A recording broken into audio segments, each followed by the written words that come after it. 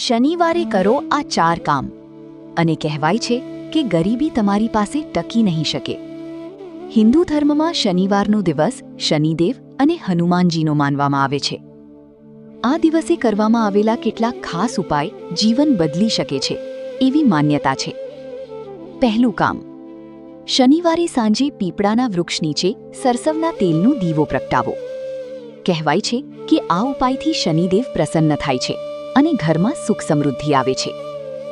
બીજું કામ, ગરીબ લોકોને કાળા તલ, ઉડદ દાળ અથવા સરસવનું તેલ દાન કરો. દાન કરવાથી જીવનની નકારાત્મકતા ઓછી થાય છે એવી માન્યતા છે. ત્રીજું કામ, શનિવારે હનુમાન ચાલીસાનો પાઠ જરૂર કરો. હનુમાનજીની ભક્તિથી ડર, તણાવ અને ખરાબ સમય દૂર થાય છે એવું માનવામાં આવે છે. ચોથું અને છેલ્લું કામ, કાગડાની રોટલી અથવા ખોરાક ખવડાવો.